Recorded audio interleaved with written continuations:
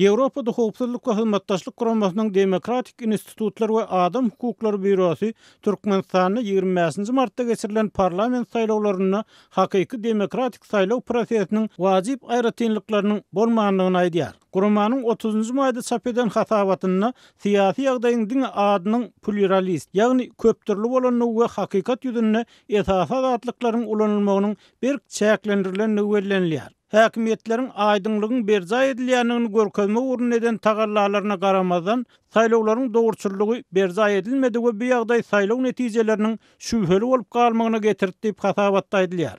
Demokratik Institutlar we Adam Hukuklary Bürosy häkimetlere galyp ses berişligin, şol adamlaryň gaýta ses bermeginiň, saýlaw gapyrjaklaryny bültenlerden dıkyp doldurmagyň, saýlawa gatnaşygyň derejesini galyplaşdyrmagyň öňüne almak bilen saýlawlaryň dogurçylygynyň üpjün edilmegini maslahat berýär.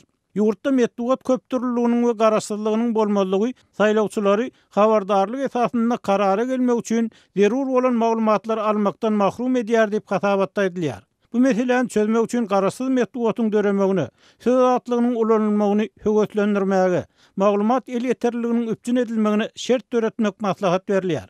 Kanun esasında kandidatlaryň ählisiniň kampaniýa duşuklaryna gatnaşmagy, öz aýtjak zatlaryny metbuat arkaly halka ýetirmäge deň hukuklary bar. Emma hakykatda welin kampaniýa döwründe häkimetleriň özleriniň uran kampaniýalarynyň başga kampaniýalar iş ýüzünde gadagan edildi diýip hatabatda aýdylýar. Şeýle-de hatabatda kandidatlary öz usullary esasynda kampaniýa geçirmäge ruhsat bermegi ünlenýär. Merkez saýlaw komissiýasynyň eden tagarlalaryna garamazdan saýlaw administrasiýasynda umumyň aýdynlyk bolmady. Hatabat saýlaw administrasiýasynyň aýdynlyk, professionallyk we bitaraplyk görelgelerini tutmaga çagyrýar. Şeýle-de häkimetler saýlaw komissiýalarynyň hökümetden garaşsyz bolmagyny üpjün etmäge çagyrylýar. Saýlawlara bir näçe gün galanna ýurtdaky saýlaw nokatlarynyň bir toparyna video gödökçüligi ýola goýuldy.